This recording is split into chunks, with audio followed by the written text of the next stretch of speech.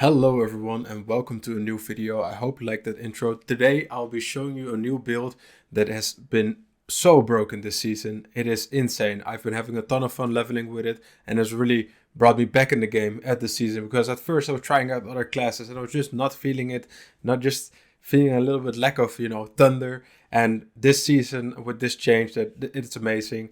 The chain lightning build has been all over. You've probably seen it already, some videos, but I'm trying to give you a leveling build right here that has allowed me to level to 35 in a span of just a few hours. I mean, I'm not even power leveling through. I'm taking it quite casual, just after work, playing some games. But this has been a breeze and it's been quite fun leveling, and it didn't even take much at all. The aspects that this uses are all from quests that you get from the season 3 or just from the first act. You only really need 2 of them, and if you drop them, it's easier than that. But you'll get them eventually if you just play the game. So let's get right into the skills, and I'll show you all the way that I leveled all the way up till my level right now, 35. And in the description of the video, I have a build planner, which also shows you what you can do to level 35. But this build is quite flexible. The main aspect of it is the chain lightning. As long as you're doing as many chain lightnings as possible, you're fine. Everything what you do, it doesn't really matter. You're good. So in the beginning, of course, you want to put one level into Arc Lash and enhance Arc Lash. That's just the basic standard stuff. Then you get to the good stuff. Then you can actually get to Chain Lightning and an enhanced Chain Lightning. And I would say get greater Chain Lightning. This is not only just good because every time it bounces you get extra damage, but the other one, Chain Lightning with Crackling Energy, well, at this level you don't have any synergy with Crackling Energy yet, and you're also not critting. So both of those means don't pick this one. So you pick this one, and which means you're probably around level 5. If you got some points already from all of the renown that you did, you probably got some more points. So I would say level up your chain lightning a bit till you can get to teleport and get your teleport. Now, I didn't even level it myself, but I would say probably get enhanced teleport for that cooldown reduction, because the cooldown at level 1 is already 11 seconds, and shaving off 3 of that can do some great things for your mobility. Then I personally, there's a bit of a choice here. I would say get Frost Nova and get the Vulnerable just for the CC, and you're killing everything anyway. But if you're getting swarmed, it's quite nice to have some kind of CC. And I would say just immediately get Vulnerable for it because it's extra damage. But you could also spend those 3 points all in Chain Lightning, because it's going to be killing everything anyhow. In the beginning, you'll be just breezing through content. Chain Lightning just kills everything, and it also auto-targets them, so you're not even doing that much trouble. So that's where your first point is going to get into. If you got that, then that's great, and then put all of your points into Chain Lightning. I didn't take Barrier till Ice Armor for a long time. Personally, I breezed through the game. It wasn't that difficult, but of course, if you're thinking, I'm feeling a little bit squishy, get the Ice Armor, play a little bit safer, but for the most part, everything around this build is just getting the best out of your chain lightning, as many chain lightnings as possible, and it dealing a lot of damage, which I'll go into later in itemization, which will also do. Eventually, you're going to reach level 15. Then you want to put 1 point into Fireball. I would say for now, just leave it at 1 point at level 15 and choose your enhancement to be Fireball. You're going to do the little quest, whatever, and get Fireball. After this, I would say, after you've gotten Fireball, enhance the Destructive Fireball, extra damage and more radius. These are good. I would also invest points in them, but of course, you need to if you haven't already, get your Chain Lightning to level 5. This needs to be maxed out first. I would say Glass Cannon is also very good right now because it increases your Chain Lightning damage. The biggest thing about your Fireball is you just want it to have AoE. These are just nice extras. You're not critting as much at this level yet, so I would say the Destructive Fireball is also not obligatory. Then going a little bit further, don't take these yet, these are later.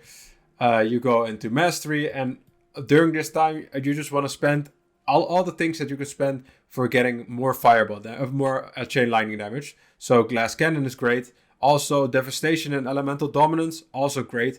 It takes a little bit of getting used to it, but you want to try to time it so you always cast your Chain Lightning when it's above 50 mana. So you just wait 2 seconds and then you can just cast it one more time above it.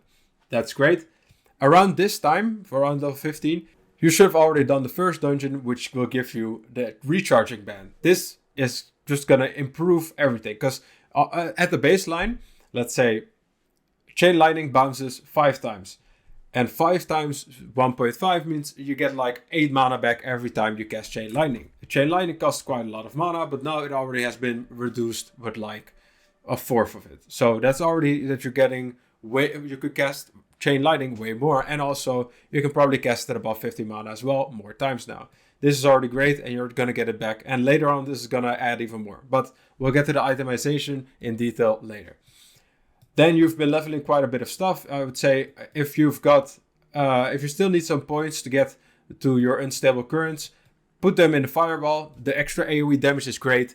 And now you don't really need to do bosses much, but bosses can still work. I would advise fireball above Arclash, because Arclash, the only reason you really use Arclash is when you're hitting bosses and when you're out of mana. But if you do your fireball correctly, then you don't really need to Arclash that many times. And if you're Arclashing, it's not really, it's just temporarily thing till you get your mana back for more Chain Lightnings. Also, when you've got the point, I would say getting 1 point into Flickering Arclash is quite nice, especially in the beginning. 18% movement speed can help you go zip through all of the dungeons a little bit quicker, especially if you time it a little bit correctly and just attack once every few seconds. Then you can keep this up quite nicely and breeze through everything about 20% faster. Then eventually you're going to get to Unstable Currents and Prime Unstable Currents. These are just obligatory and just enhance your build so many more times. And of course, if you cast Chain Lightning from your Unstable Current and it bounces, you will get mana back. This is great synergy. So there can actually be quite a couple of times where you're just spamming this ability because you just keep getting mana back, and you're able to spam so many more Chain Lightnings, and you can just stand next to the boss, pop this, and just instantly just deplete their health bar. It's insane. Then Coursing Currents, of course, is great. I would only advise you putting 1 point in this in the beginning. It's just getting you more crit chance, and it's just stacking and stacking. Then I would slowly move up to Convulsions. Convulsion is optional, but for me, it's never optional. It's such an amazing skill. You just have extra CC in there, and now you can actually safely get some gear that has like damage to stunned enemies, because now you have a consistent stun in your arsenal. I would probably put the 3 points in there, and then I would get the Coursing Currents to be up in max rank, because then you can get more crit chance from it. As soon as you can, get Fierce Mastery. I think around this time you should be around level 25, depending on how many points you've spent, for how many renown you've got. You should be around level 25, so soon enough you'll be able to get Fierce Mastery as well. If you need some other things to spend on, of course, more detail on how exactly I plan this out in each and every step is in the D4 builder. It has a nice leveling chart where I build it out, the rough path I took. So in that, also align the elements and protection. Right now I'm trying to get to the new tier 3. And with that, the monsters are going to be quite difficult. Most of the time I'm doing content that's way above my level, like the strongholds. So as you can see in the video below, I'm doing a stronghold that's probably level 40 or 45. Over level 40, I think, while I was level around 30. So with that, monsters are just going to hit a little bit harder, and all of the damage reduction is going to help in that fight. So getting barriers or damage reduction is actually quite useful. And if you've got all those points, of course, get Fierce Mastery. Here, there is a little bit of a tonal shift you can do. You could go for Crackling Energy. There is quite a synergy with that. You can actually get some points into Static Discharge. Invigorating Conduit does give you a lot of mana, 12 mana every time you get a Crackling Energy. And then you would get, instead of the Greater Chain Lightning, you would get Destructive Chain Lightning, because now you've got quite some crit chance. Being this, Coursing Currents will give you quite a lot of crit chance. And with that, you can actually crit quite consistently. And then you can get Crackling Energy consistently, which means that you can get a lot more mana, and then you'll be able to spam a whole lot more of your Chain Lightning. So at first it might seem like you're sacrificing some damage, not getting the right things, but I would say it is quite useful, especially for all of the things you get back. Don't forget to get Supreme Unstable Currents if you do this. It is quite nice, because you'll be having unlimited crackling energy, which means you're having unlimited mana, because each time you're crackling energy, you're just spamming people all over, and you'll be just getting a lot of mana back from that. And of course, critical hit Tri-Exchange also have some chance to get mana back. But I didn't do that personally, and I will just go for first mastery, also getting the damage reduction. I will test it out though. I will get there, but for now, everything, that's just how it is. And as for the two enchantments, the first one is, of course, the Fireball enchantment. You can get some modifiers on there, but I would just say get the Fireball enchantment. And then the second one, which is going to upgrade your build even more, is the Chain Lightning enchantment, which means that every time you spend 100 mana, which is going to be 3 to 4 casts, then you'll get 1 Chain Lightning for free. Meaning that this Chain Lightning will also bounce, and it will also give you more mana back, which allows you to deep spam even more Chain Lightnings. Yes, this build has a lot of synergy, and we're not even at the Paragon yet. We're just leveling. And this is all with just 2 aspects. We haven't even started yet on the good stuff. Well, on the good stuff, this is the only thing you need. And these aspects you can get easily. Okay, the first one is you put it on your necklace because you want to get extra things. So it's Necklace of the Unbroken Tether. With this necklace, you have Chain Lightning. It has a 45% wow. Speaking is difficult sometimes, guys. Chain Lightning has a 45% chance to chain 4 additional times. Sorcerer only. This means that there's a 45% chance that you have 4 additional chains. Okay, that's good. More damage, but also the synergy with the next one. That's the wrong ring. With 1.5 times every time it chains. So there's a 40% chance so that you actually gain 6 more mana. This means that you can quite consistently just get a few mana from each Chain Lightning cast. Well, this means that every time you cast Chain Lightning, which will do the whole synergy, you get the point. You get a lot of mana back, you get more Chain Lightning. And sometimes, especially if you have unstable currents in there, you can just stand next to a boss and just spam Chain Lightning. I've been thinking of removing Arc Lash, which normally in the build you do it on a later level when you don't really need Arc Lash anymore. You just got much mana regeneration. But I'm sure there's going to be a clip in there somewhere that I'm just standing next to an epic or a boss and just spamming Chain Lightning. Because there's nothing else. My mana it doesn't deplete. It just goes up again and up again and up again. I could just spam and spam and spam. So those are the essentials. The other things I have right now, I don't even have full legendaries. Come on. And I'm breezing through the game right now. Another thing I have is that basic skills reduce the cost of my core skills, which is also amazing because then you get less mana for your Chain Lightning. And if you switch it up a little bit, trying to juggle up your 18% movement speed, you're probably doing this quite a lot of times, and then you have more Chain Lightning casts. As for the Wrathful Hearts and the Vicious Hearts in there, these are just, well, I'm just testing out. 20% damage reduction is great. I just had that on me. I also got the Wrathful Heart from... I forgot his name, but you will get it eventually if you play the story of the season. Then you can get like 20% attack speed, or core and basic skills have a chance to restore your primary resource. This one was really the reason why I did it, and that would be just means you're just gonna spam your Chain Lightning. It's gonna proc for sure. 16% chance, that's insane. So and this one also, for every unique element you do damage with right now, it's probably going to be, sometimes it depends if you hit the Fireball or not, then it's going to be 3, but most of the time you're going to be 2 with either Fire and Lightning or Ice, Fire and Lightning at the same time. But Frost Nova has quite a big cooldown, so you can't consistently proc this yet. But in the level 50 build, which will be coming soon as I hit level 50 and get to tier 3, there will be that you can have Fire, Ice and Lightning all at the same time up, and pretty consistently too. There are even some things where you can get Shadow in there for even more damage. So this is a 20 to 30% damage buff, which you will have up most of the time. As for the specific stats in there, mana cost reduction is always great, but really, look at my gear, guys. I'm not gonna stand here and be like, you have to have this, you have to have... These are the essentials. Here, if you have this one, the Unbroken Tether, and if you have the Recharging Band, which you can do in Act 1, which you will get in the Season 1 eventually, if you just do it. These are all just easy. Okay, this is where you get it. So, if you Chapter 3, if you've succeeded, Chain Lightning has a 30% chance to chain 4 additional times. You just need to do chapter 3, 10 objectives. Aren't that difficult. Just get the strongholds, walk around, get some chargers and goblins. These are quite simple to do. You don't even need to be a high level to get them. I was, I think, level 28 or something when I got these. So yes, of course, it does mean that the additional procs you won't be online yet. But trust me, even with just the chain, the recharging band, you'll already be doing so much more. You can just spam chain lightning so many times. And I even forgot this for like 5 levels. I did the dungeon and I forgot, and I got such a boost in my chain lightning ability, just being able to spam and spam and spam. It was amazing.